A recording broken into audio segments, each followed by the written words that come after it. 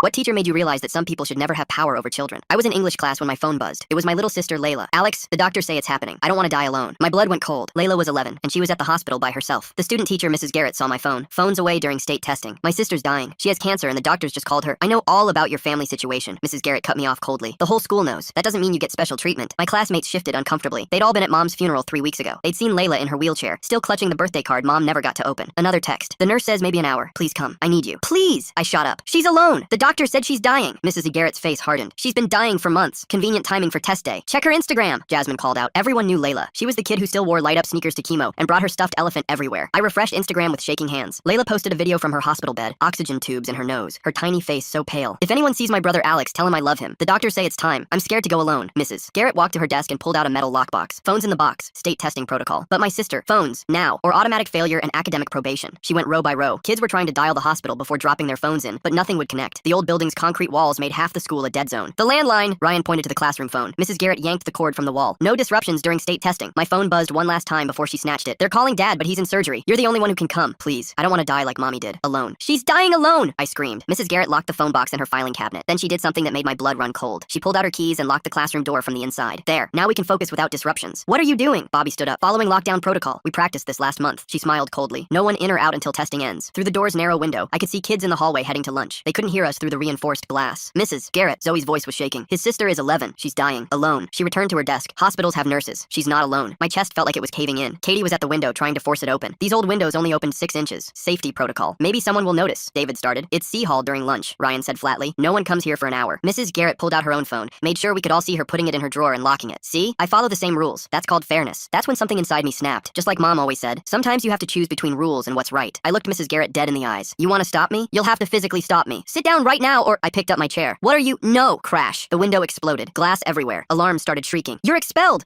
I was already climbing through. That's when I heard it behind me. Chairs scraping. Feet running. If he's expelled, I'm expelled. Ben's voice. Me too. Zoe. Move, Mrs. Garrett. I glanced back to see the entire class pushing past her, flooding through the broken window after me. Even quiet Elena. Even perfect grades David. Mrs. Garrett was screaming about police, about criminal charges, about ruined futures. I don't remember getting to the hospital. I just remember flying through the pediatric ward doors, racing to room 417. Layla was so small in that bed. Her breathing was so shallow. When I burst through the door, her eyes fluttered open. Alex, you came? I'm here, Lils. I'm right here. She squeezed my hand with what little strength she had left. I was so scared to go alone, like Mommy. The entire class burst through the door minutes later. They'd all followed me. Layla smiled weakly at them, then looked back at me. Now I'm not alone. She passed peacefully 20 minutes later, holding my hand, surrounded by love. Mrs. Garrett's teaching license was revoked in every state. Criminal charges are still pending. Good riddance. Or so I thought. Because when we were cleaning out Layla's hospital room, I found something in her diary that made my blood run cold. Alex, I need to tell you something about Mrs. Garrett she'd written the day before. The entry continued. She came to see Mom in the hospital. They were arguing. Mom kept saying, you'll never get them. Never. Mrs. Garrett said something about when you're gone. That's when I found it. Hidden in Layla's stuffed elephant. A letter in Mom's handwriting, dated the week before she died. And when I read the first line, I understood why she was willing to let an 11-year-old die alone. My hands shook as I smoothed out the crumpled paper on the waiting room table. Mom's handwriting filled 3 pages, and right there at the top she'd written that Mrs. Garrett had been trying to get custody of us for months. The letter explained everything. Mrs. Garrett was Dad's cousin's daughter, who'd lost her teaching job in Ohio for something called boundary issues with students. She'd shown up here 6 months ago, claiming she wanted to help our family. Mom wrote that Mrs. Garrett had been watching me at the school, and writing down every single thing I did wrong. She'd been building a file to prove I was too angry and violent to take care of Layla after Mom died. Every time I raised my voice in class or got frustrated with homework, Mrs. Garrett wrote it down and twisted it into evidence. Mom's letter said Mrs. Garrett planned to go to court the week after the funeral to get emergency custody. My hands wouldn't stop shaking as I pulled out my phone and started taking pictures of every page. I texted them to myself, then made a new email account just for this and sent them there too. The waiting room door opened and my whole class walked in. Ben asked if I was okay while Zoe handed me a pack of tissues from her backpack. I held up the first page of the letter and watched their faces change as they read it. Jasmine grabbed her phone and started taking her own pictures, while Bobby kept saying we needed to call the police right away. David mentioned his mom was a lawyer and pulled out his phone to call her. That's when I remembered what Layla had written about Mrs. Garrett visiting Mom. I dug through Layla's backpack until I found her diary with the sparkly unicorn cover. There were more entries I hadn't seen before. 2 weeks ago, she'd written that Mrs. Garrett brought papers to Mom's hospital room and Mom wouldn't sign them. Another entry from last month said Mrs. Garrett kept asking Layla weird questions about me. Did I ever yell at her? Did I get mad? Did I scare her? Layla had written in purple gel pen that she told Mrs. Garrett I was the best big brother in the whole world. Reading those words made me lose it completely. Ryan pulled out his phone and started a group chat with everyone from our English class. Within 10 minutes, we had statements from all 13 kids who were locked in that room. Katie typed out exactly what she saw, describing how Mrs. Garrett locked the door and pulled the phone cord from the wall. Ben wrote about hearing my sister's video and watching Mrs. Garrett smile while refusing to let me leave. Elena, who never talked in class, wrote 3 paragraphs about how scared she was watching an adult trap us during an emergency. Bobby documented the timeline minute by minute. Zoe described Mrs. Garrett putting her own phone in the drawer to prove she was being fair. Even David, who never got in trouble for anything, wrote about how wrong it felt to be locked in while someone's sister was dying. That evening, Dad finally got home from the hospital, and I showed him everything. His face went white as he read Mom's letter, and he had to sit down at the kitchen table. He kept shaking his head and saying he had no idea about any of this. He knew Mrs. Garrett was some kind of distant relative through his cousin, but didn't know about her past or why she really came here. He thought she was just trying to help our family during a hard time. He rubbed his face with both hands and started telling me how Mrs. Garrett first showed up at the hospital 6 months ago while he was between surgeries. She said she was family through his cousin Margaret and wanted to help with us kids while Mom was sick. Dad pulled out his phone and showed me the texts she'd sent him. All these messages about wanting to support the family and how kids need stability during hard times. He thought having another adult around would be good for us, especially someone who worked at my school and could keep an eye on me. I asked him straight out if he knew she'd been visiting Mom in the hospital. His shoulders slumped and he admitted Mrs. Garrett had asked for Mom's room number a bunch of times. He gave it to her thinking she wanted to pray with Mom or bring her flowers or something normal relatives do. He never thought she was going there to pressure Mom about custody papers. We sat there for a minute just staring at all the evidence spread across the kitchen table. Dad picked up the phone and dialed 911, telling them we needed to report something about Mrs. Garrett. 20 minutes later, a cop showed up at our door, this older guy with a notepad who listened to everything and looked through Mom's letter. I wonder why Mrs. Garrett picked today of all days to show this side of herself so openly. The way she locked that door and pulled out the phone cord, that's not just following rules, that's something else entirely, isn't it? He took pictures of every page and wrote down what we told him, but then he said custody disputes were civil matters unless there was proof of an actual crime. He took a report and gave us a case number, but warned us not to expect much from the criminal side. The next morning, my phone rang while I was eating cereal, and it was the school secretary saying I needed to come in about the broken window. Dad grabbed his keys and said he was coming with me, and we made copies of Mom's letter at the library on the way there. Principal Weaver's office smelled like coffee, and those vanilla candles she always had burning. I sat in the leather chair across from her desk while Dad stood behind me, and I started explaining everything from the beginning. She read Mom's letter, and her face went from confused to worried to completely shocked. She picked up her desk phone and called the district office, telling whoever answered that they needed Alden Proctor to come to the school immediately for an emergency investigation. While we waited for him to arrive, she pulled up Mrs. Garrett's personnel file on her computer and started scrolling through it. Her eyes got wider as she read something on the screen. She turned the monitor so we could see it and pointed to the part about why Mrs. Garrett left her last job. The application said personal reasons, but there was an attachment from her previous district that mentioned forced resignation due to boundary violations with students. Alden Proctor showed up an hour later with a briefcase and a digital recorder. He was this tall guy in a gray suit who shook our hands and said he took these matters very seriously. For the next 2 hours, he interviewed me about everything, recording every word and making copies of all our evidence. He kept asking about specific dates and times when Mrs. Garrett interacted with our family, writing notes in this leather notebook. He wanted to know exactly when she started visiting Mom, when she asked about custody, when she locked us in the classroom. Then he dropped something that made my stomach turn. 2 other families had already filed complaints about Mrs. Garrett trying to get too involved in their personal lives. One was a single dad whose wife died of cancer last year, and Mrs. Garrett kept showing up at his house offering to help with his kids. The other family had a mom with MS, and Mrs. Garrett had been asking their kids weird questions about their home life. That afternoon, I was sitting in my room when my phone rang with a number I didn't recognize. It was Rosa Arias, one of the nurses from the pediatric ward who'd taken care of Layla. She'd heard about the investigation from someone at the hospital and wanted to tell me what she saw. She confirmed that Mrs. Garrett had been arguing with Mom in her room about 2 weeks before Mom died. Rosa heard Mrs. Garrett say those kids need proper guidance in this really aggressive tone, while Mom kept saying no over and over. Rosa had been about to go in and check on them when Mrs. Garrett stormed out looking mad, but that wasn't even the worst part. Rosa also remembered Mrs. Garrett trying to get into Layla's medical records by claiming she was family. She'd gone to the nurse's station and asked to see Layla's charts, saying she was our aunt and needed to know about treatment options. When the nurses asked for ID proving she was family, Mrs. Garrett got upset and started making a scene about how the hospital was keeping family members in the dark. Security had to come up and escort her out of the building when she wouldn't leave on her own. Rosa said she'd filed an incident report about it, but didn't know if anyone had followed up. She gave me the date and time it happened and said she'd testify if we needed her to. The next morning at the school, I walked into total chaos with kids everywhere holding signs that said things like, "Fire Garrett now," and "Justice for Alex and Layla." Ben and Zoe had organized the whole thing overnight, texting everyone about what happened. Bobby was handing out flyers with a timeline of everything Mrs. Garrett did, from locking us in to letting my sister die alone. Even kids from other grades who didn't know me personally were joining in after hearing the story. Principal Weaver came out trying to get everyone to go to class, but nobody was moving. Katie's mom showed up with a megaphone and started leading chants about child safety. More parents kept arriving, pulling their cars right up to the front entrance and demanding answers. The local news van pulled up just as the district superintendent arrived, looking panicked. That's when Jasmine's dad, who was on the school board, announced they were calling an emergency meeting for that evening. By lunch, the protest had grown, so big that classes were basically canceled. Teachers were coming out to support us too, sharing their own concerns about Mrs. Garrett's behavior. Ryan's older brother, who graduated last year, posted about it on social media, and it went viral within hours. The school board meeting that evening was absolute madness, with every seat filled and people standing along the walls. Parents were taking turns at the microphone sharing disturbing stories about Mrs. Garrett. One mom said Mrs. Garrett had asked really personal questions about their family finances during a parent conference. Another dad said she'd shown up at his workplace asking about his wife's medical condition. A single mom broke down crying, saying Mrs. Garrett kept offering to babysit her kids for free, which seemed nice at first, but got creepy. Then, the doors opened and Mrs. Garrett walked in, wearing this professional suit like nothing had happened. She went straight to the microphone and started talking about how this was all a big misunderstanding. She claimed I was an unstable student who had violent tendencies, and she was just following protocol. When someone shouted about Mom's letter, she actually smiled and said Mom was confused from the pain medication. That's when Dad stood up from where he'd been sitting quietly in the back. He walked to the front and told everyone that Mrs. Garrett was lying about everything. She suddenly blurted out that Dad had promised her she could help raise us after Mom died. Dad's face went completely red, and he called her a liar in front of everyone. The board members were looking at each other in shock as Mrs. Garrett kept insisting Dad had agreed to this. She said they discussed it at the hospital, and he'd been grateful for her offer to help. Dad pulled out his phone and showed texts where he'd specifically told her to stay away from us. The board voted right there to suspend her immediately while they investigated everything. 3 days later, Alden Proctor called to tell us what he'd found during his investigation. Mrs. Garrett had been researching guardianship laws for months before Mom even died. She'd bookmarked dozens of websites about custody proceedings and requirements for getting guardianship. She'd even consulted with a family lawyer named Roger Paulson about the process. The lawyer had kept all their emails because something felt wrong about the whole situation. He contacted the district himself, saying he was disturbed by what he'd learned after seeing the news. In the emails, Mrs. Garrett described our family as neglectful and claimed we were in danger. She wrote that Dad was never home because of work, and I couldn't properly care for Layla. She called us a broken family that needed someone stable to step in and save us. The lawyer had told her she didn't have grounds for custody, which apparently made her angry. She'd responded saying she would find a way to prove we needed her intervention. That same afternoon, a reporter from Channel 7 showed up at our house after parents had contacted them. Dad didn't want to talk at first, but I convinced him people needed to know the truth. The story aired that night, and within hours, people from Mrs. Garrett's past started coming forward. A principal from Idaho called the news station, saying she'd resigned from his school after similar problems. A family in Oregon posted on Facebook about how she tried to get custody of their kids. 3 different schools confirmed she'd been forced out for crossing boundaries with students and families. The next morning, a detective named Marta Baez from the Child Crimes Unit came to our house. She said this had gone way beyond a school matter and was now a criminal investigation. She interviewed me for 3 hours, recording everything and taking notes about every interaction with Mrs. Garrett. She interviewed all my classmates too, building a case for attempted fraud and conspiracy. During the investigation, Detective Baez found something that made everyone sick. Mrs. Garrett had been taking photos of me at the school without my permission for months. She had a whole file on her computer labeled evidence of instability with hundreds of pictures. The photos were just normal stuff like me laughing with friends or looking tired in class. She'd added captions to each one trying to make normal teenage behavior look concerning. One photo made Detective Baez actually gasp when she showed it to us. It was a picture of me crying at Mom's funeral, my face twisted in grief. Mrs. Garrett had written underneath it, emotional instability and inability to cope with loss. Even the detective, who'd seen terrible things in her job, looked shaken by how cruel that was. The hospital called Dad the next morning while we were eating breakfast. They wanted to meet with us about their own investigation into Mom's care records. We drove there in silence and met with the administrator in a small conference room. She pulled out a thick folder and showed us visitor logs from Mom's final weeks. Mrs. Garrett's name appeared 7 times, not the 2 visits she'd told everyone about. The administrator pointed to the dates, and I noticed something that made me sick. Something doesn't add up about Mrs. Garrett visiting Mom 7 times when she claimed only 2 visits. The hospital logs don't lie. So what was she really doing during those other 5 visits that she wanted to keep hidden? Each visit happened right before Mom got worse. After the first visit, Mom's blood pressure spiked. After the 3rd, she had breathing problems. After the 5th, her kidneys started failing. The administrator said they couldn't prove Mrs. Garrett did anything, but the pattern was disturbing. Then the head nurse from Layla's ward knocked on the door and came in with her own folder. She showed us phone records where Mrs. Garrett had called the pediatric ward 23 times asking about Layla. The calls always asked the same questions about life expectancy and how much time was left. The nurses thought it was weird, but didn't know who to tell since Mrs. Garrett claimed to be helping our family. One nurse had written notes about Mrs. Garrett trying to get medical details that weren't her business. Back at the school, my classmates were amazing through everything. Ben started bringing me lunch every day so I wouldn't have to go to the cafeteria alone. Bobby organized rides to and from the school when Dad couldn't drive me. Zoe made copies of all her notes and homework without me asking. Even Elena, who barely talked to anyone before, started sitting with me during free periods. She'd just sit there quietly, but her presence helped more than words could. She organized study groups at her house and made sure I didn't fall behind in any classes. 2 weeks after Layla died, the school held a memorial service in the auditorium. Every single person from our English class showed up wearing light-up sneakers like Layla used to wear. Teachers who'd had Mrs. Garrett as a student teacher came forward with their own stories. One said Mrs. Garrett had asked too many personal questions about students' home lives. Another mentioned she'd tried to get access to confidential student files. The math teacher said Mrs. Garrett had volunteered to do home visits, which wasn't normal for student teachers. During the service, Jasmine stood up and read a poem she'd written about Layla's bravery. She talked about the light-up sneakers and the stuffed elephant, and how Layla smiled even during chemo. People were crying everywhere, even the tough kids who never showed emotion. After the service, we all went outside to the courtyard, where maintenance had dug a hole for a tree. We planted it together, everyone taking turns with the shovel. The principal revealed a plaque that said, "In memory of Layla, who taught us that love is stronger than rules." 3 days later, the district investigator finished his report, and Dad got a copy. It was 47 pages long and listed 17 different policy violations Mrs. Garrett had committed. She'd lied on her application about previous employment. She'd accessed student records without permission. She'd violated boundaries with multiple families. The report recommended criminal prosecution and said she should never be allowed near children again. The investigator found evidence she'd been planning something with her family for months. That same afternoon, the police got a tip that Mrs. Garrett was at the bus station. Officers found her trying to buy a ticket to Florida with cash. She had 2 suitcases and had dyed her hair black to change her appearance. They arrested her right there at the ticket counter while other passengers watched. She screamed that this was all a misunderstanding and she was just taking a vacation. The officers charged her with attempted custodial interference, fraud, and conspiracy to commit kidnapping. At her bail hearing 2 days later, the courtroom was packed with parents from the school. The prosecutor stood up and dropped a bomb that shocked everyone. Mrs. Garrett had done this before in 2 other states. In Montana, she tried to get custody of 3 kids whose mom had cancer. In Nevada, she'd targeted a family where the dad was dying. Both times, she'd positioned herself as the stable adult who could save the children. The families from those states sent statements describing her manipulation. The judge listened to everything with a grim expression on his face. When it was time to decide on bail, he called Mrs. Garrett a clear danger to children and a flight risk. He denied bail completely, which meant she'd stay in jail until trial. As the bailiffs led her away in handcuffs, she started screaming that she was only trying to help us. She yelled that we needed her and Dad couldn't take care of us alone. She kept playing the victim even as they dragged her out of the courtroom. That night, Dad broke down completely for the first time since Mom died. He blamed himself for letting Mrs. Garrett into our lives and couldn't stop apologizing to me. I showed him Mom's letter again where she specifically wrote not to blame him. Mom knew Mrs. Garrett was a master manipulator who fooled everyone. Dad started seeing a therapist the next week to deal with his guilt. The therapist helped him understand that predators like Mrs. Garrett are experts at finding vulnerable families. Dad went twice a week and slowly started to forgive himself for not seeing through her lies. 2 weeks later, I was going through Mom's jewelry box looking for her necklace to wear to court when my fingers found a folded paper stuck under the velvet lining. My hands shook as I opened another letter from Mom, this one addressed to both me and Dad.